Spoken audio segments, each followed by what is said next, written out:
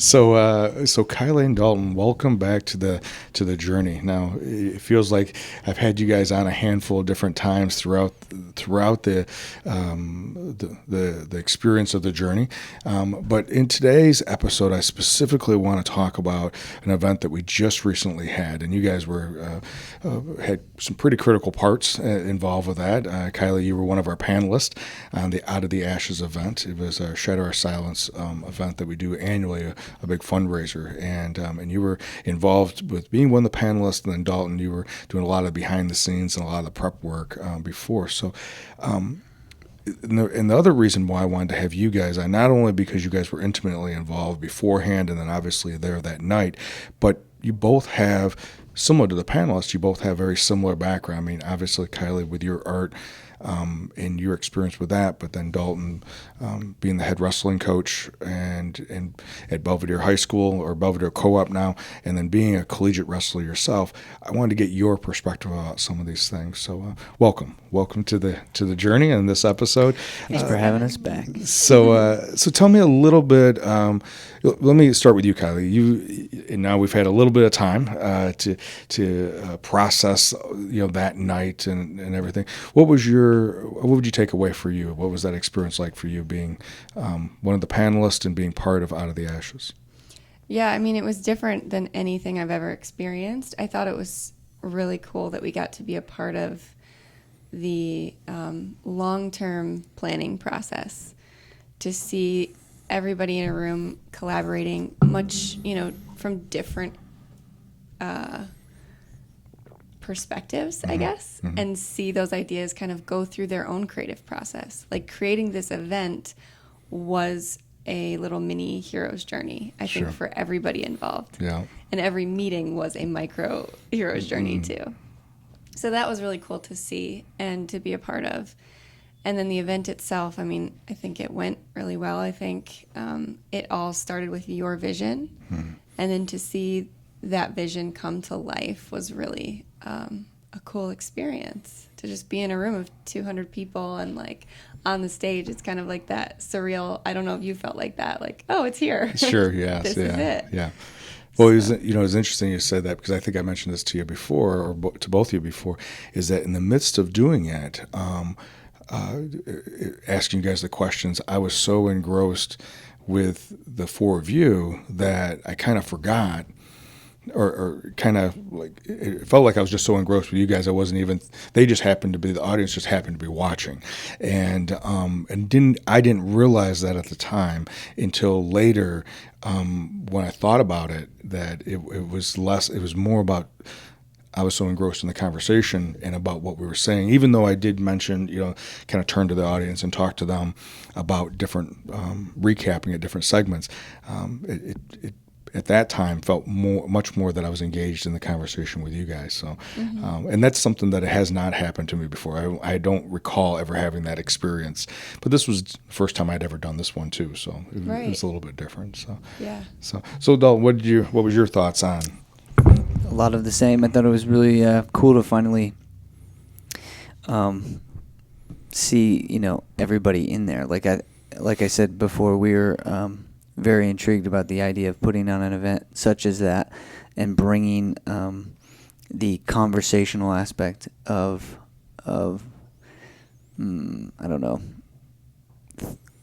thoughtful dialogue to a group of people. I thought that was pretty cool. Sure. I remember when Tommy had me on his TV show, and part of what he stated why he wanted me to be on his show, because his show is 30-minute segment.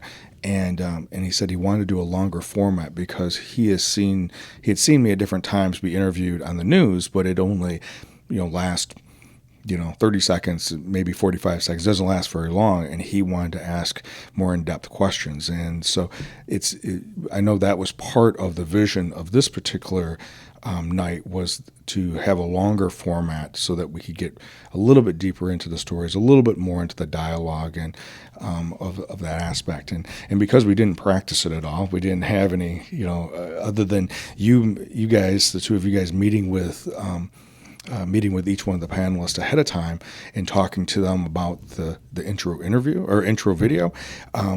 we hadn't really gone over much about what was going on. We definitely hadn't practiced all of us being together. So we tried to keep it a little bit more opportunity for it to be a little bit more authentic. So if you think about that night, was there anything in particular that stood out to you, or either one of you that may have stood out about the night, either for yourself or what you may have, just from what you experienced that night? I think a few things.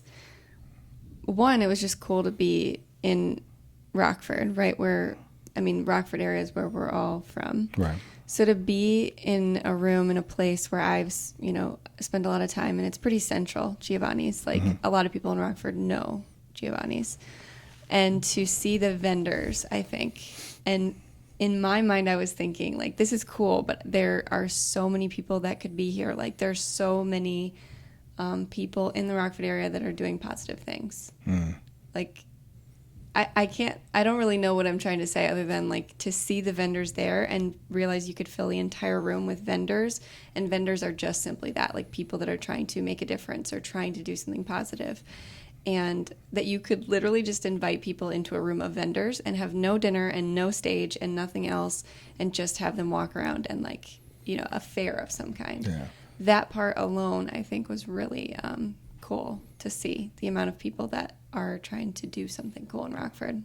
Well, I think that, I know for me, that even though I was like super busy with different things getting set up beforehand, there was a lot of energy that was there before we even started the dinner part.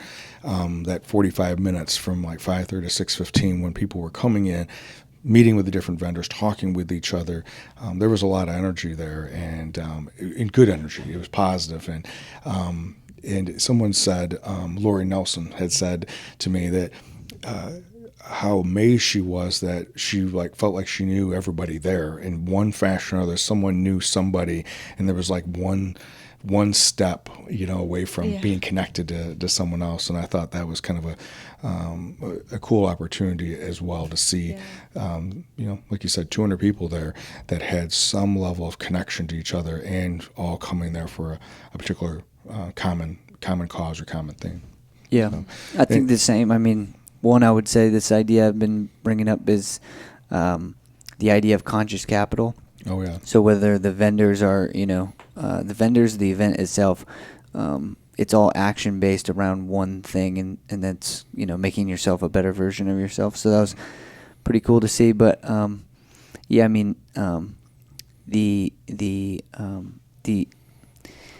the acknowledgement of the story of artists and athletes is something that we've talked a lot about encouraging the journey in those particular areas, and I think it's an opportunity to start the conversation. I think this is where this conversation is kind of leading to, is like, so we talk about what, so what, now what, and that was a very good introduction to the what, and more.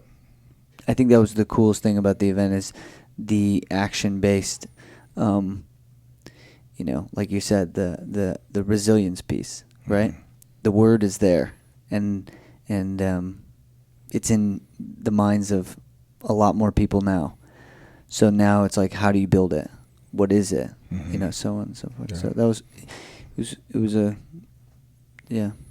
Well, Josh Patterson, who was our MC that night, I think he talked about this idea of, I can't remember what term he used, but it was this collective conscious, right? This idea that we were all in the same mindset, and then he wraps up by saying, because everyone there had the opportunity to have a Shatter Our Silence wristband, that everyone now has this opportunity to be connected in a different way. And as he pointed out, like family, but this consciousness, the social consciousness about that we're all hearing similar stories, we're relating to it a certain way, and then moving, or at least have the potential of moving in the same direction.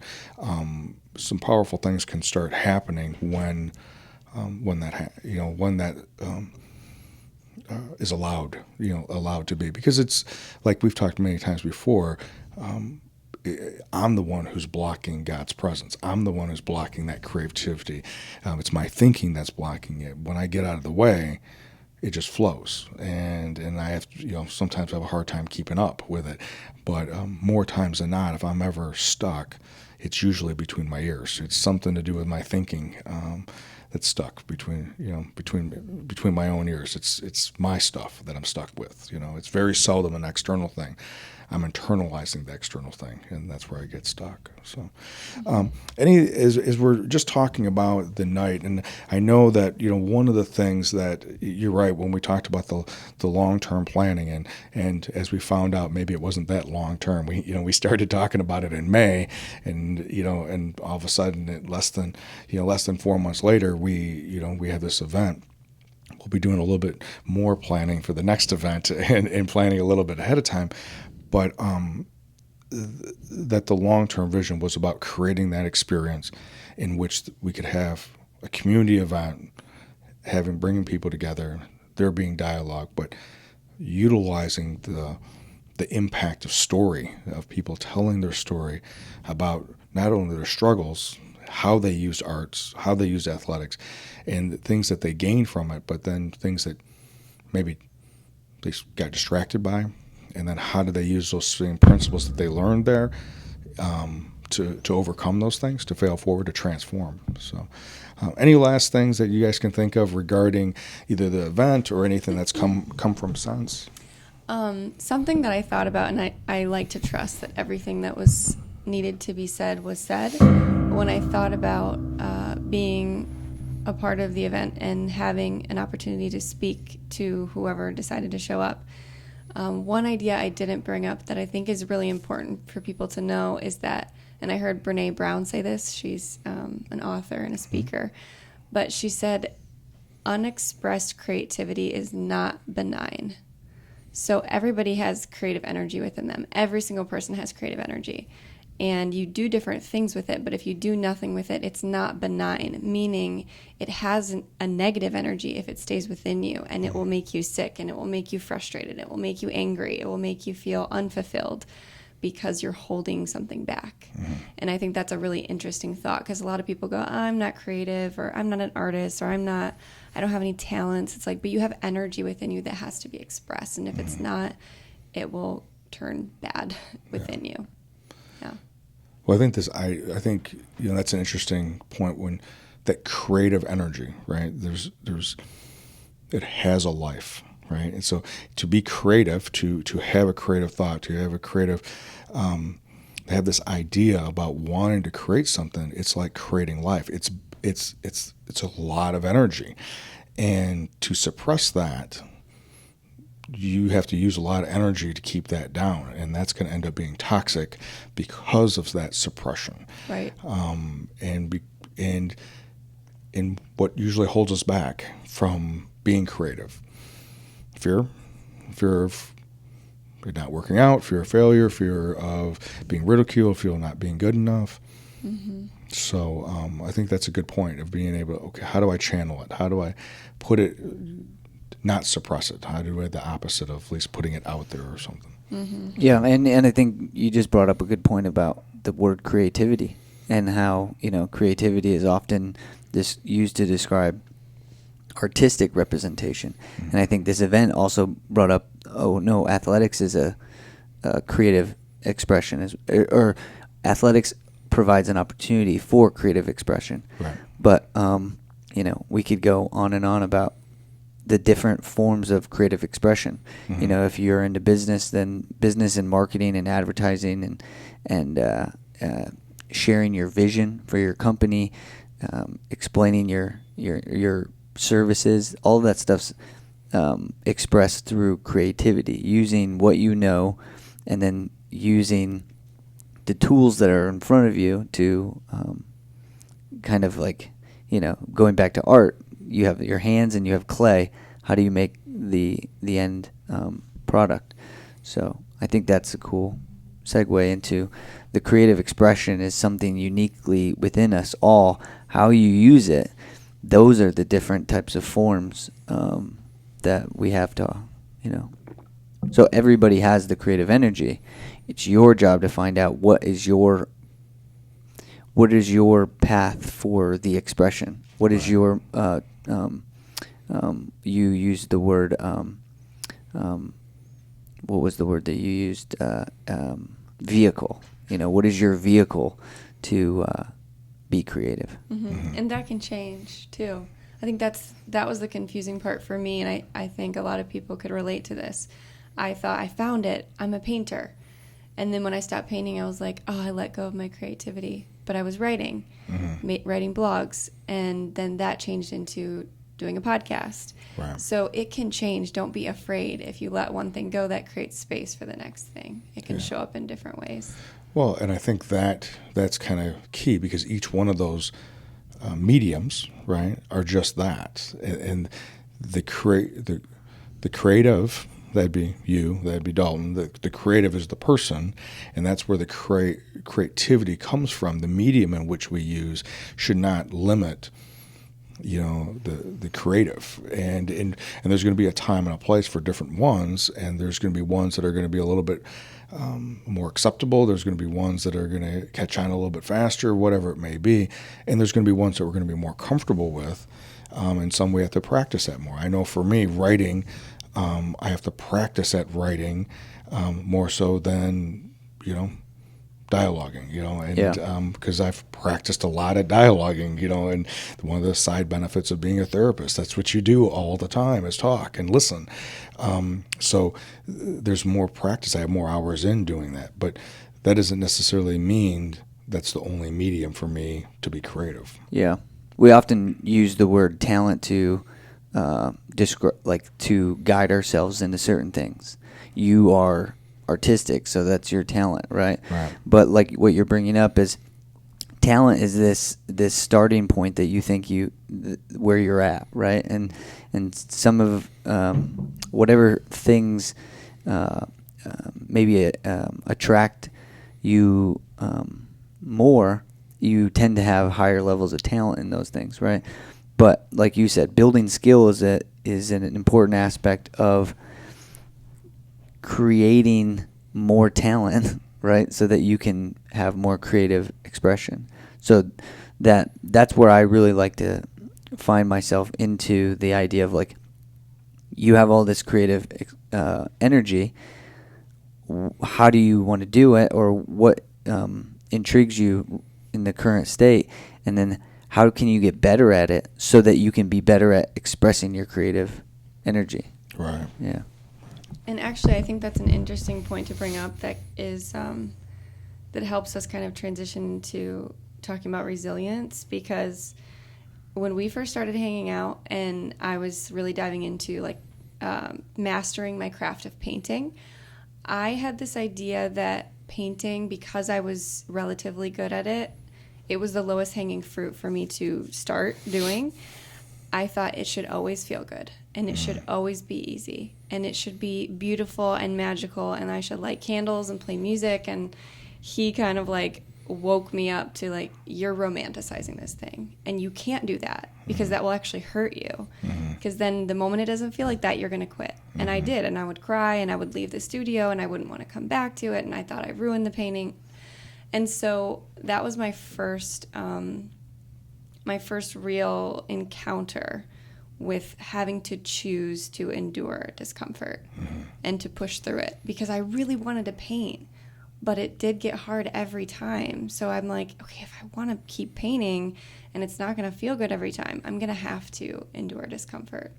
So when you think back about that, and this is definitely an area I want to go into, because the word resiliency is thrown around a lot, and resiliency is in response to struggle, in response to a setback or failure or disappointment or whatever, right? So it's in response to. But in your case, when you were doing art, and again, you talk about getting hard.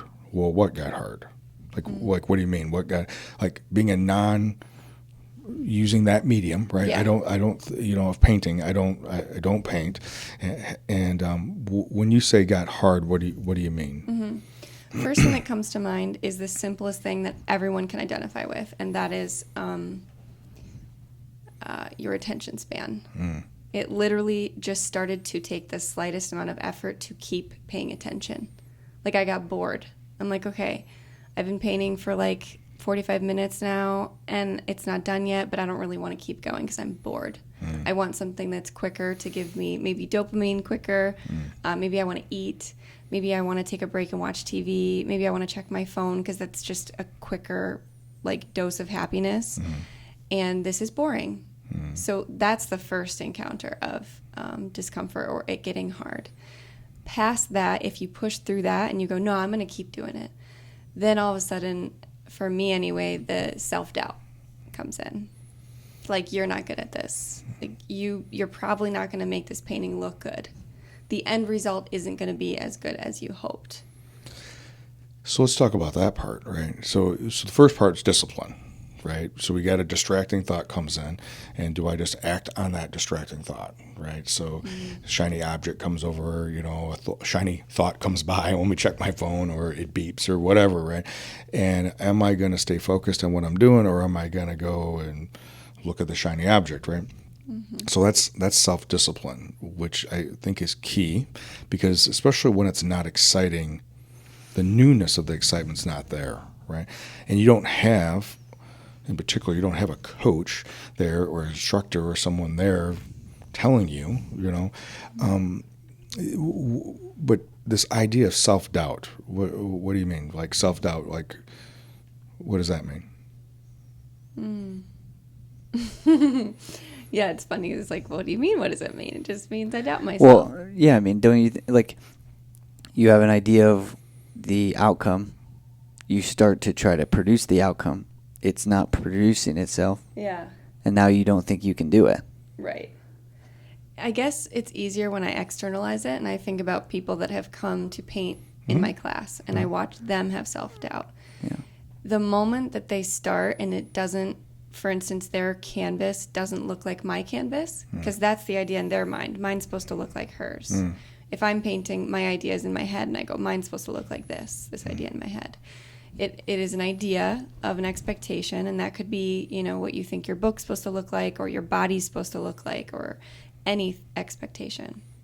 And the moment it doesn't look just like that, you're comparing, and then you go, I can't do this.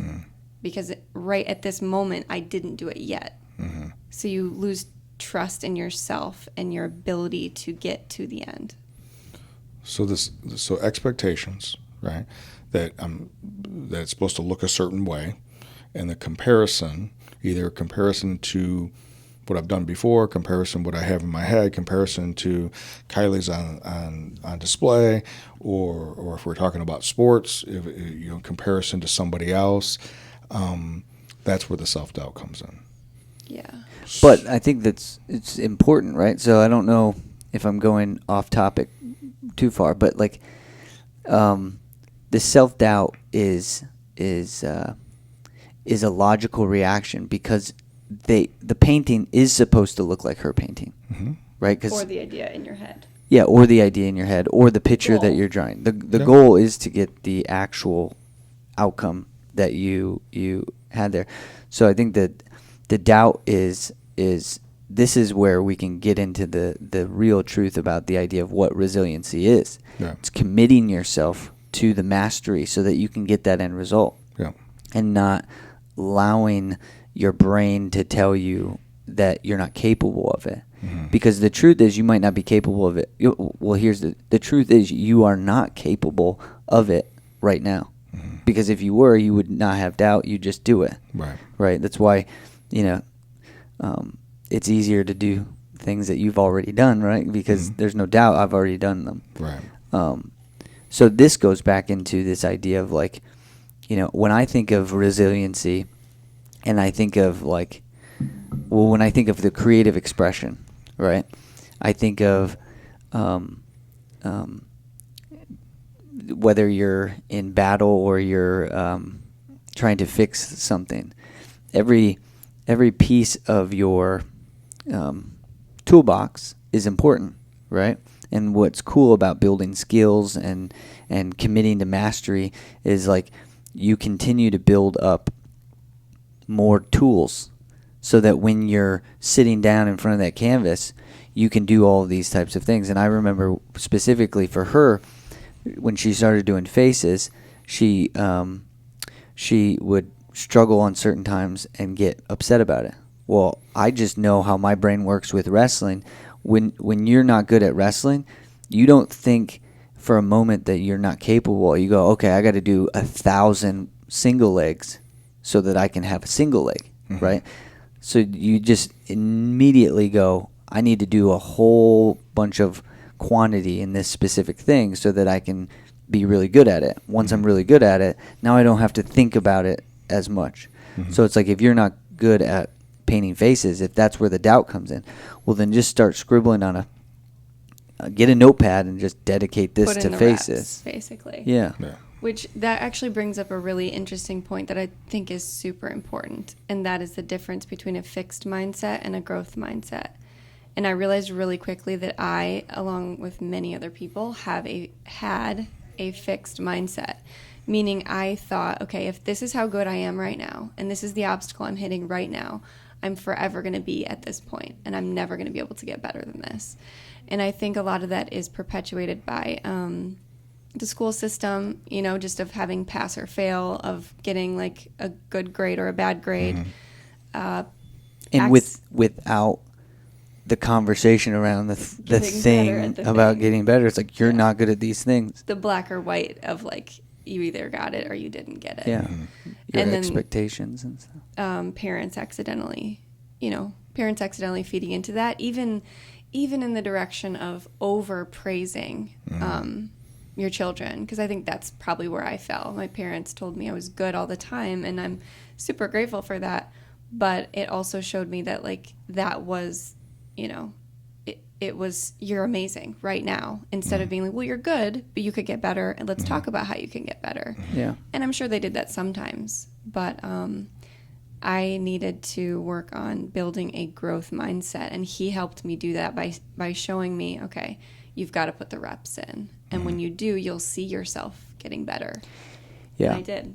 And I think this all goes down to like this idea of like where that end goal is, the mastery aspect. And I think this is where I get so fired up, because when it comes to doing anything, you want to be, why would you commit to getting 60% of your potential out? Like, why wouldn't you just say, well, let's see how far I can go? Like, what is mastery? What is, the higher levels of this? Because going into what she talks about with the parent aspect, I see this all the time with youth athletics, and they have success in 7th grade. They're the greatest ever. They don't have success. They should move on to something else, right? And I try to tell everybody, like, no matter how much success your child has in 7th grade, they can't be good at the sport of wrestling. They can't. They can be good in comparison to all the other kids that are his age, but they can't actually have even close to mastery level skill. Right. Like you just can't do it. You don't know how to use your body. Yep. You don't know all of the tools, and you've never been up against another equal counterpoint trying to stop what you're doing. Yeah.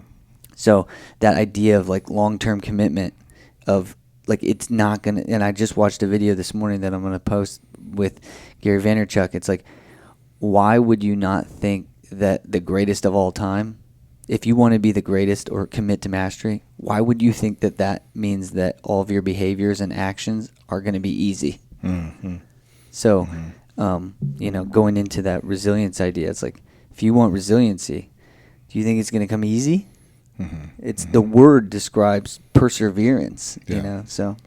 Well, and I want to segment into,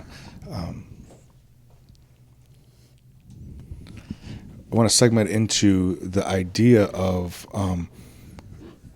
and we talked about this before, about having big, hairy, audacious goals, like big goals, like really outlandish goals. Yeah. And versus safe goals. I remember when I was young, probably a little bit older than 7th grade, but I remember being a teenager, and when I would, with my training partners, I would pick my goals of how many reps I was going to do on a particular exercise of where I knew that I could get them. Right. I think I've talked about this before, that I would shoot for, let's say, 8 to 10, and then I would always do 10 or get to 10, and then if I could do 10, then I could push myself to do 2 more. It wasn't until later, when I had matured more, is that I put it out there that I need to go for 12, and then if I have anything left, then I'm going to try to get 2 more. But 12 was definitely going to be a stretch. 8 was not a stretch. I could do more than 8. 8 was going to be easy. I could attain 8. 12 was going to be a stretch. Let's now see if I can get 12, and then if I can stretch. So this idea of putting yourself out there, the idea of having goals that are bigger than your comfort level. Let's talk a little bit about that. Yeah, I mean, this again, she knows as well as anybody, this is a topic that I think I'm most passionate about when it comes to educators, school systems, other coaches, and other teachers. I've heard other coaches tell kids to have realistic goals, right? And never in my life have I had realistic goals.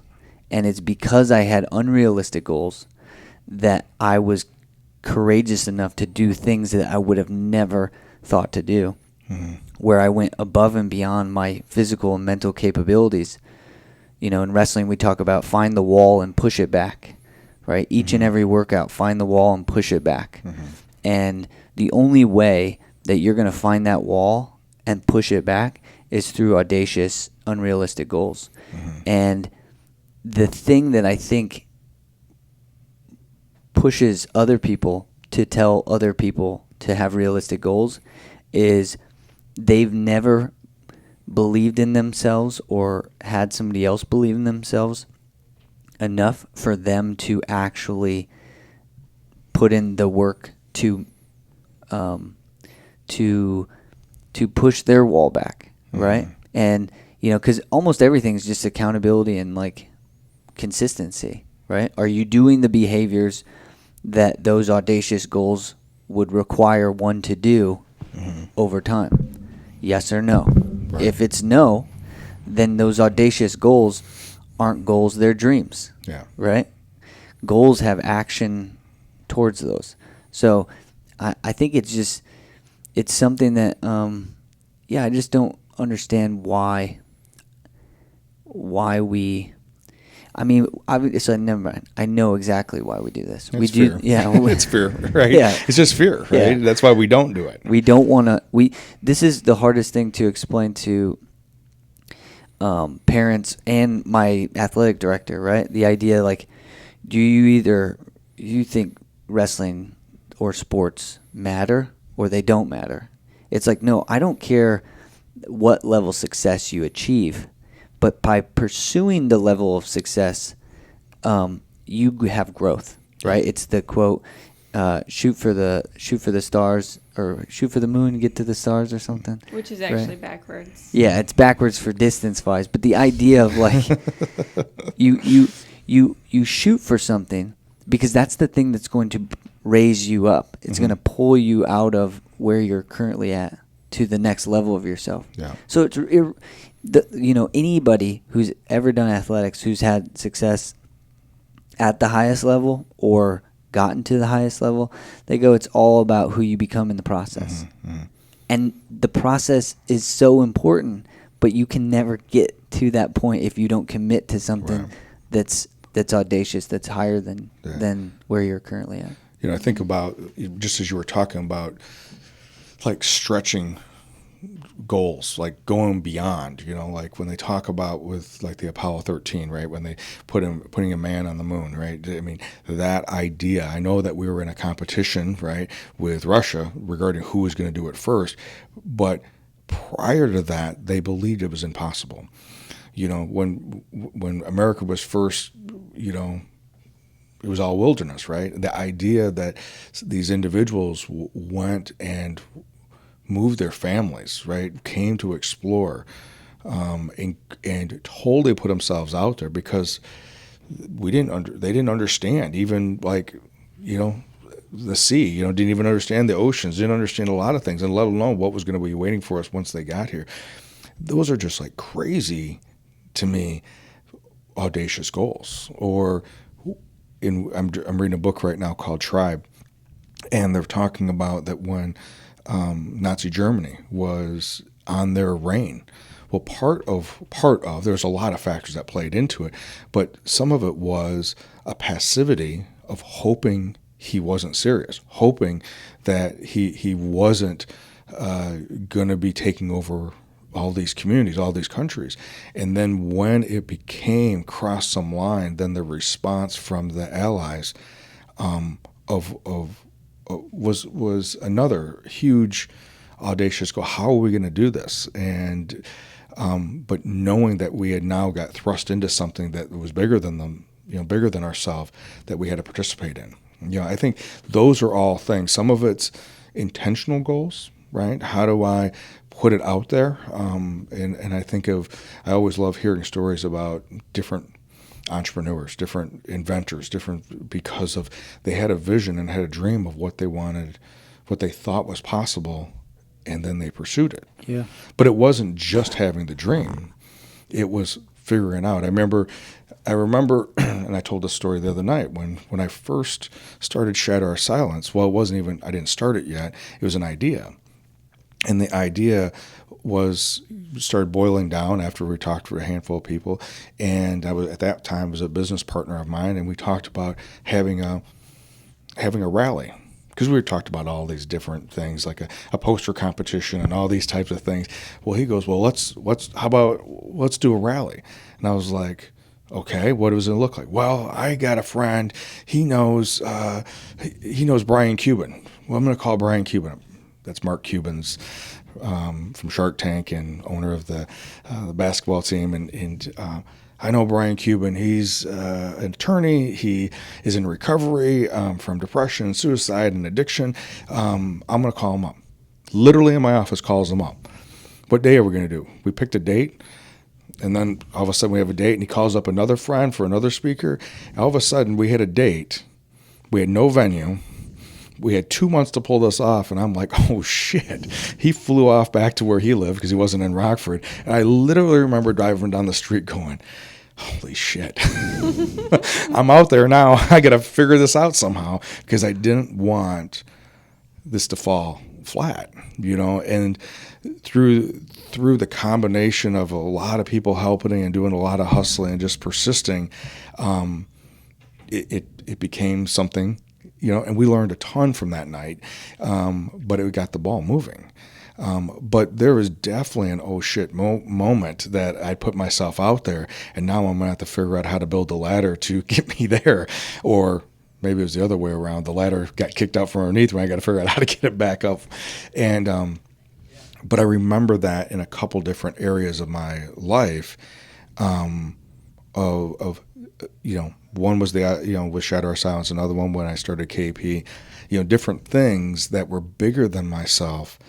But because I committed to it, I had to then start developing a sequential plan and then being open to some flexibility, some adaptation along the way. But it was that persistence.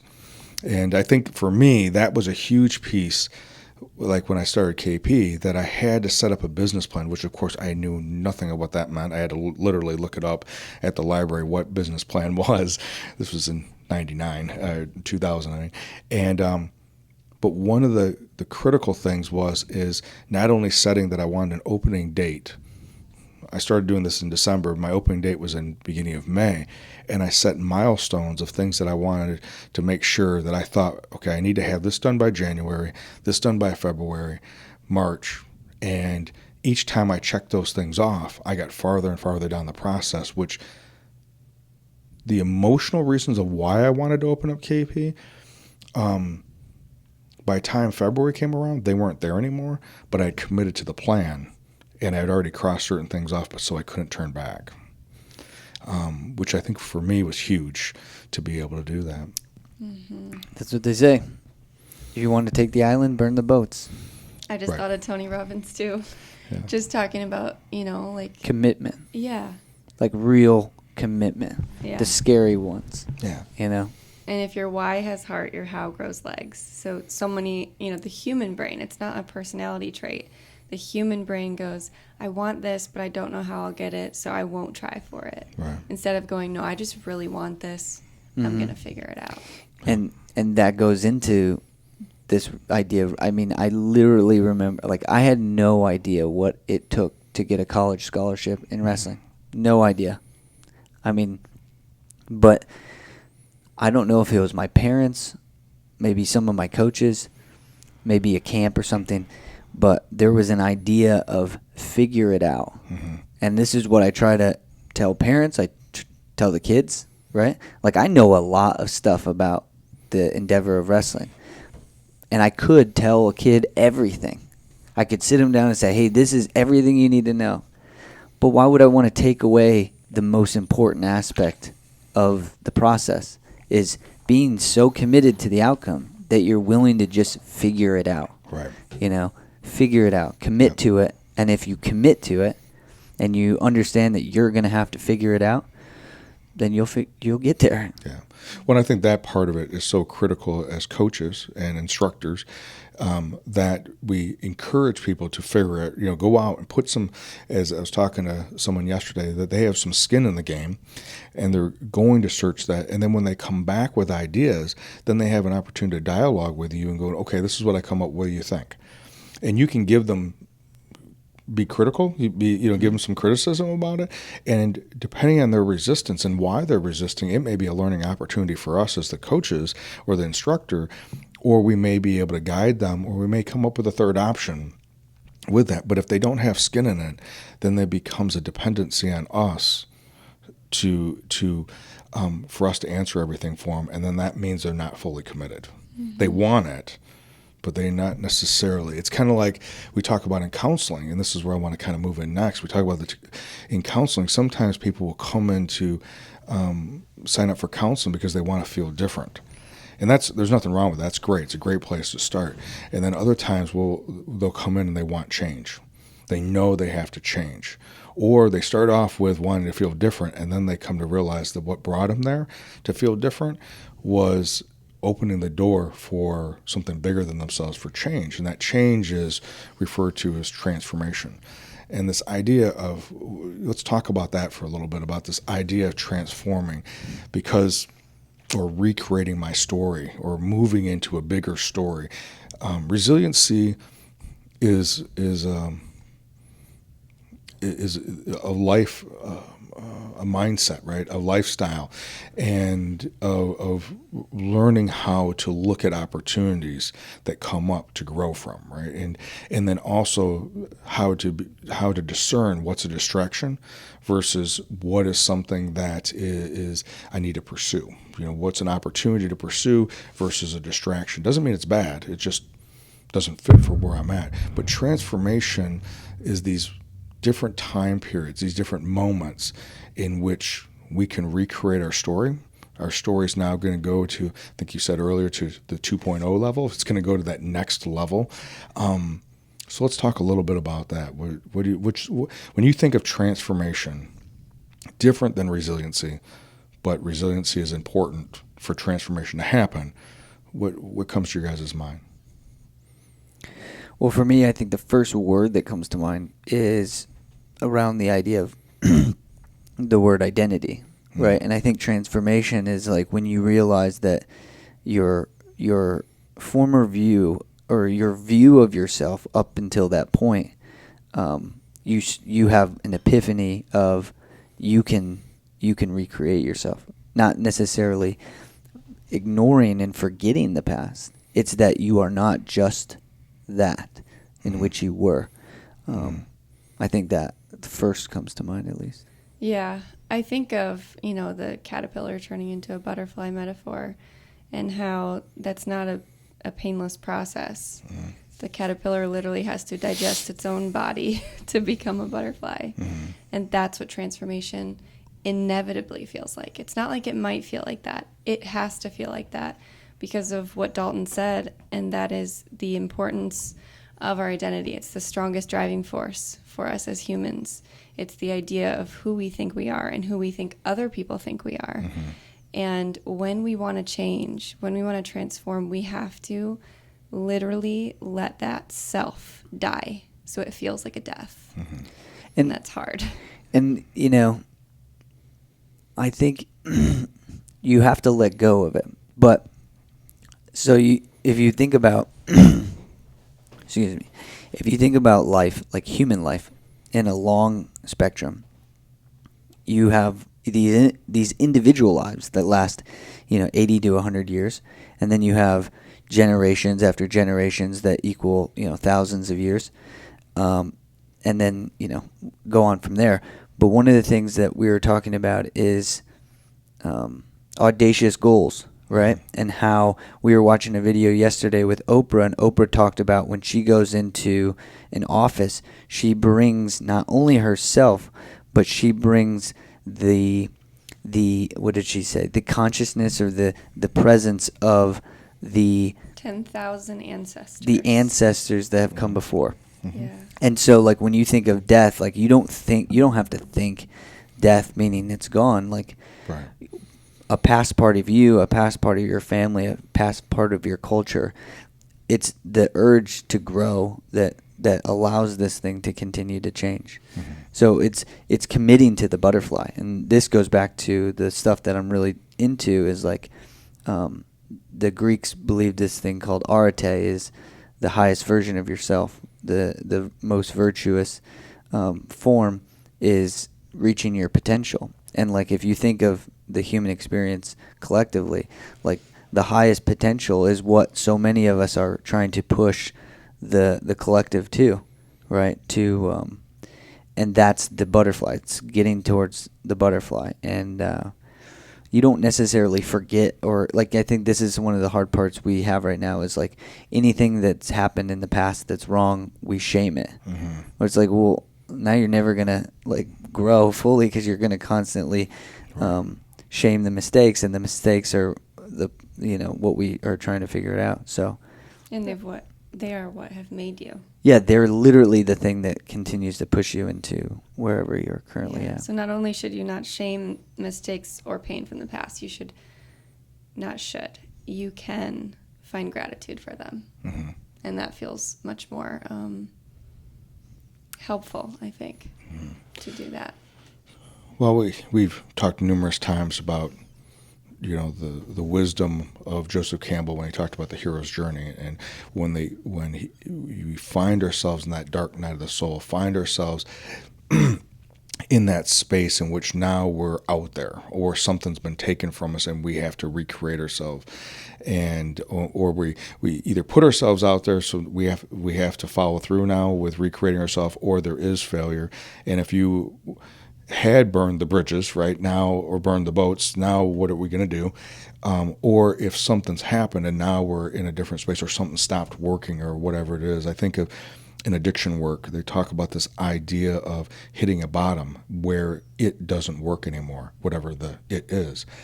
And now you have to recreate yourself. It is that transcendence from where I was. It's out of the ashes. It's transcending out of it. It's not saying, well, that was bad, so now I'm moving into good. It's not that dualistic. It's not that black and white. It's what can I learn from it? And now there very much may be that if I've been using for 15 years, there may have been a lack of, and most likely there's going to be a lack of emotional development because it was stunted. So I'm 15 years emotionally younger, not developed than I am chronologically. So I may need to shut up and listen and learn from people who have more wisdom about this. But then how do I internalize? How do I bring it on as a tool?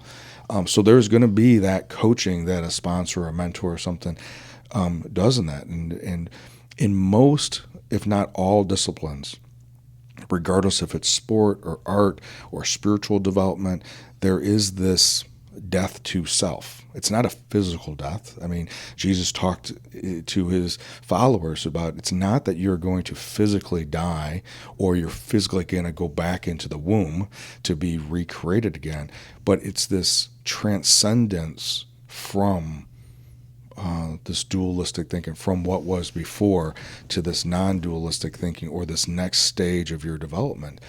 It's a shift in perception. right? That is the beginning of it. And you're going to, there's going to be ego involved. There's going to be fear involved. There's going to be unknowns involved, an urgency and desperation.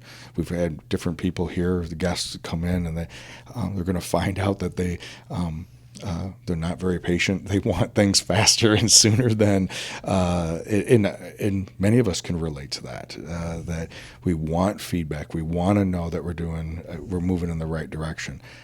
Why do I need that feedback? Why is that external validation? Have I become dependent on that? And if I am, what's that about? What, do I need to address that piece? I heard, with wrestling, right? If you lose or win the match, does it necessarily mean that that's your last time you'll ever wrestle or the last time you'll be involved with a sport? Why are you making such a big deal about it? Yeah. There's a time to grieve and a time to celebrate it, but then now it's time to move on. And I think about that, a day or so after, the event, this last event, and we were processing and talking about it, and I noticed by about 2 days later that I was getting close to being done talking about it.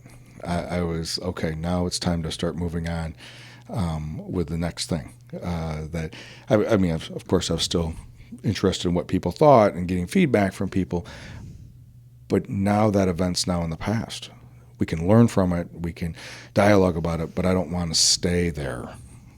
Yeah. I want to take what was from that night and move what was or wasn't from there. Yeah, it's just information. Yeah. And it's back to this, this conversation about the idea of resiliency. It's like resiliency is like to continue, really. Like to continue, like, and this is why I think I like Joseph Campbell's work so much, is the idea that it's the best way to describe that it's not going to stop. Yeah.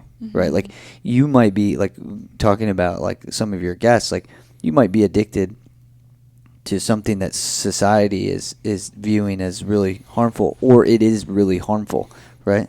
That it's doing this, and then you somehow maneuver your way out of it. You don't think there's something else that's going to come into your environment that's going to challenge you the same way. Every single day I'm challenged mentally, and I try to challenge myself every day physically.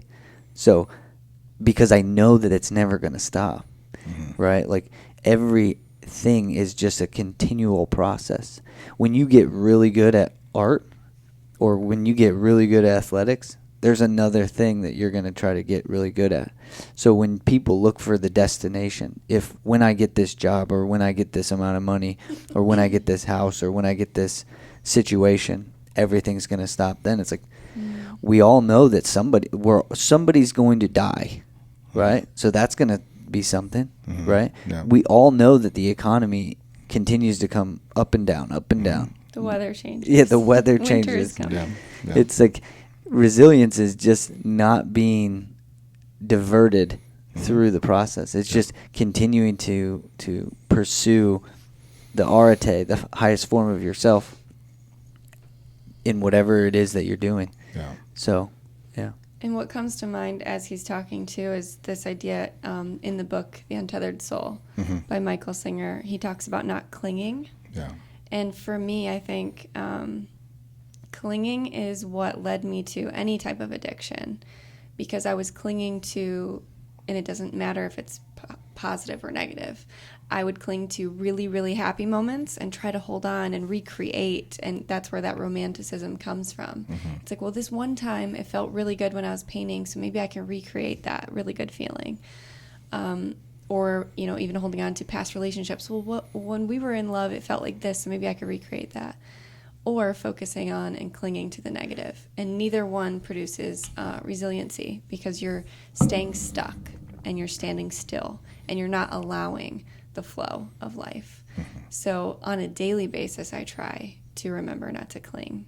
And that's how you can, even in micro moments, have resiliency. Like say you get in an argument with your partner And then you're clinging to that one thing they said where you're like, no, they were wrong about that. I'm going to make sure they know they're wrong about this one thing. And you cling on that all day long. That's not resiliency. If you can let that thing go and just literally energetically release it, move forward, that's resiliency. Originally, when I don't even remember now, 2 years ago or so, when I really started focusing on teaching and focusing on the topic of resiliency as an antidote, as a solution with suicide, it came as a result of a school district wanting me to come in and talk about suicide to their students, but because of the circumstances, we couldn't directly talk about suicide, and so it came one time when I was in the midst of my doing some meditation and doing some praying that I should talk about this topic of resiliency and then start creating a program regarding that. The idea was that when we're in that darkness, and that darkness in this particular case, the darker it gets, the more hopeless or despair we feel. If we've had opportunities when we've worked through tough times, when we've had setbacks, when we know gut-wise we were part of that, working our way out of it. We know it. We just didn't get out of it, but we know it. If we can build opportunities and provide opportunities for people to go through that, when we find ourselves, again, for whatever the circumstances are, in that darkness, maybe it doesn't have to seem so desperate, so hopeless, so only two options. To be able to teach that there's always minimally three options. And that third option, minimally, could be a new path, right? It's what my projection is. That's usually that it'll always be this way. It isn't what it used to be, or maybe there's a third option, right? And I think that is this idea of what can developing resiliency, being open to transformation. But transformation is scary. Recreating yourself is scary because then you have to lose what got you to this point. Yeah. Or at least risk that you're going to lose that. And in that part of it, I remember a story, and I've talked about it many times, that a rich man.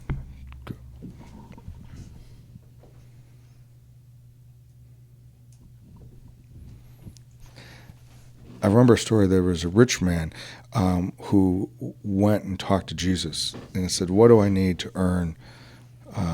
What do I need to do to go to heaven?" And I'm paraphrasing. And so Jesus was throwing out, "Well, you need to do this." And the rich man said, "Check, I did that. I'm already good." "Well, then do this." "Check, or I did that." And then he looked at him and said, "You need to go and sell everything you have and then come follow me." And he paused.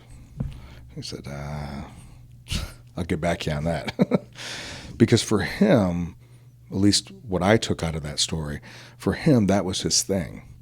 He could do a lot of things, but that thing that kept him stuck, sounds like, at least in that story, was about whatever his wealth or whatever his identity, whatever his riches were representing to him.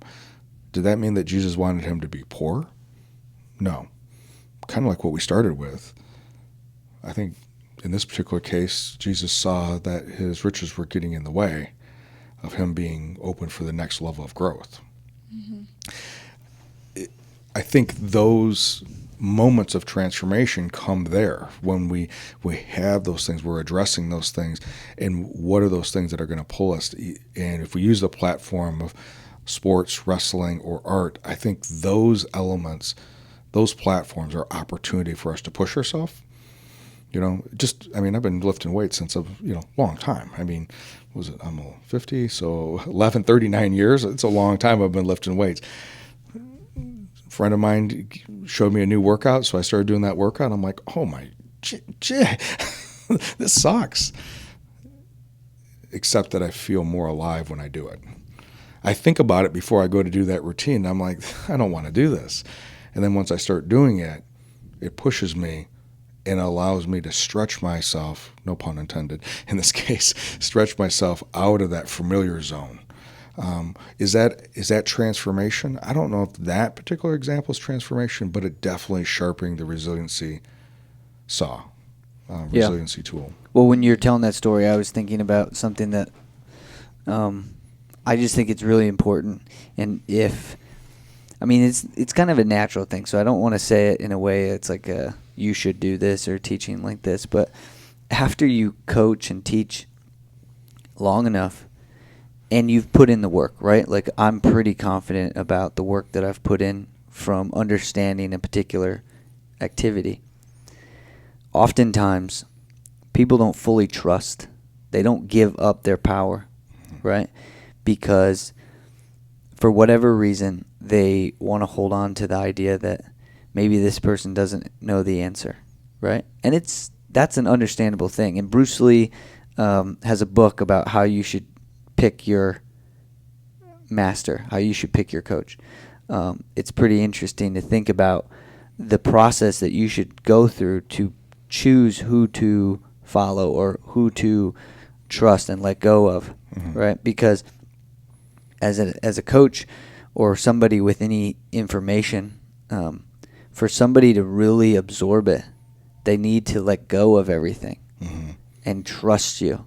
And so when I think about that story that you said,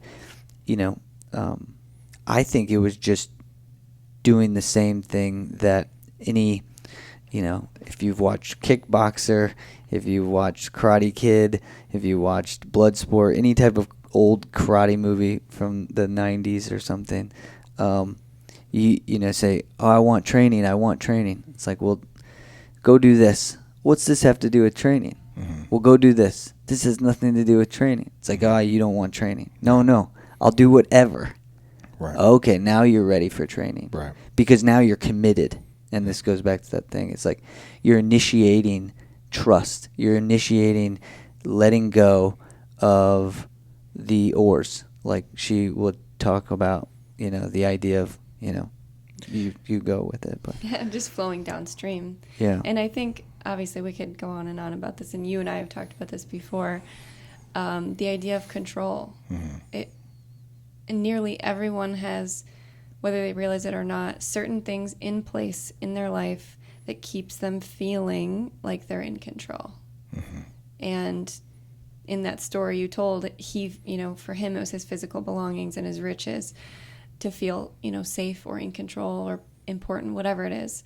But if we had to let go of those things, we'd feel in too much chaos, we'd feel too much uncertainty, we'd feel maybe at a deeper place, afraid for our life in some way, like afraid for our safety, even when it's not logical. Right. So I think control is an interesting area to think about, to talk about, and to maybe challenge yourself on a daily basis to see, and I'm trying this in our relationship, I think as a female, to release some control and let your partner lead is a great place to practice that surrender and that letting someone else lead you. Yeah. And that's scary. It's interesting just reflecting on that story, and as we're getting ready to kind of wrap up for this segment, what we don't know, or at least what I don't know about the story, is what happened after they parted. So the story ends, with the rich man walking away, not following, not selling his riches in the story. What we don't know is that maybe because of that encounter, maybe he then thought to himself, I missed an opportunity, whatever, and maybe he then did something that was really the point anyways. I think in spiritual teachings, or in good teaching, either way, it isn't about compliance all the time. It's about sometimes planting seeds. It isn't about shaming. So he doesn't follow. Okay. More importantly, planting that seed of, this is what you could do. Here's the invitation. You could sell everything and come follow me, because obviously the things you're hanging on to are part of a problem. Or maybe it's holding you back. It's keeping you where you're at. Maybe metaphorically, that's what that meant. But we don't know what he did later. Maybe he just kept doing what he'd always been doing. Yeah. Maybe. Or maybe he did transform and change because that seed was planted. Those are the beautiful things about stories, that we don't know how we can attach ourselves to those stories, see ourselves in the story. Certain people, and with that teacher, they dropped everything. They dropped their nets, they dropped their career, they dropped their families and went following. We know those stories because that's what was written about. We don't know about the ones who didn't accept the invitation. I don't think it should be implied that they all were in misery because they didn't follow. Maybe they still did change. Maybe they just caught on to the movement a little bit later. Because we don't know. Just because they don't go out for wrestling in 7th grade doesn't mean they won't go out in 9th grade. Or just because they're too fearful to take a painting class or a personal growth class, or they come and they're closed, doesn't mean that the seeds that were planted may not be there ready to grow at another time. Mm-hmm. So as we get ready to wrap up this discussion about resiliency, about transformation, any parting thoughts for the people listening? Yeah. While we were talking, I was thinking about this one quote from Marcus Aurelius. If it's able to be endured, endure it. Mm. Yeah. Mm-hmm. And I was thinking about the Oprah video he referenced earlier, where she talks at Stanford, we watched yesterday. And she said that, if you look at your whole life, if you look at all of it all at once, and it's really overwhelming. But if you just look at what is the next right move, that's the only thing you can focus on. And a lot of spiritual teachers talk about this, a lot of teachings talk about this, but literally you can only do one thing at a time. So today, right now, don't worry about your whole life. Just what's the next right thing? Yeah. So Dalton, I like the idea about if it can be endured, choose to endure it. And how do we go about doing that? Maybe it's just one step at a time. Just focusing on today, not yesterday, not tomorrow or next week. Just focus on today. So, as always, thank you very much for going into a deeper understanding and digging around in these particular topics, so the people that are listening can have an opportunity to themselves do a little bit more investigating, a little bit more contemplating about these topics, and hopefully will be invited into their own transformational journey. Again, Kylie and Dalton, thank you. Our pleasure, Yeah. always. Thank you. Thank you very much for being here today and being on, listening to the show. Next week we will have another guest on, and they will be talking about how their life has been transformed, not only through some of the choices that they made, but some of the choices that other people have made. So thank you very much, and we look forward to seeing you next week.